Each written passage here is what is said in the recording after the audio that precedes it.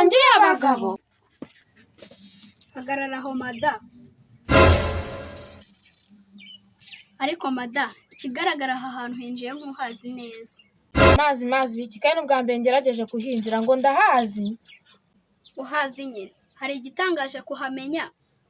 Rero maze ureke kuma impano nagusabye. Azwi n'amazima ko umugabo wawe ubona papa agiye agahita aza gukina na mama maze ubute kwihisha natwe abana tutagikina. Niba bisha mu mashuka, niba ari munsi ya matera, nimba ari muri garderobe, njye sinamenye gusa icyo nzi cyo nuko bisha mu cyumba kimwe maze bakanyifatira ngo ni ibyo barimo. Gusa icyo nzi cyo bisha mu cyumba kimwe. Ye? Mazimaka umugabo wanjye ngo ni musaza wanjye mvuka ndi umwe Iri kare wako ntazi ayo makuru nde wayagutumye. Soni undi munsi. wamuretse akanyibwirira kamabi yanyu azajya ahagaragara.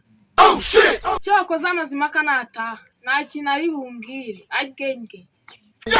Kabwirwa inkuru mbi. Icyo nicyo kikuvanye imihanda yose nguje kuvoma amakuru hano. Ubundi da kudasanzwe ugenda hano niki kikuzanye hano. Cyangwa nawe nkuguye gituma sha kuko usanzwe uzi ko maze iminsi mu mahugurwa. Dore uko kiyambetse. Technology. Kambara usa cyangwa bitagukwira byose birakureba ngo ngwa gituma. Ntugwa gituma nyine. atakugwa gitumo. Winjira urangaguzwa n'irushanwa ry'amagare warebaga ngo urebe hava n'aharengera. Yesu reka nigendere musigare musubirana mu buryo musangiye abagabo. Bamwe arakunze mwazaguranya amazi. No.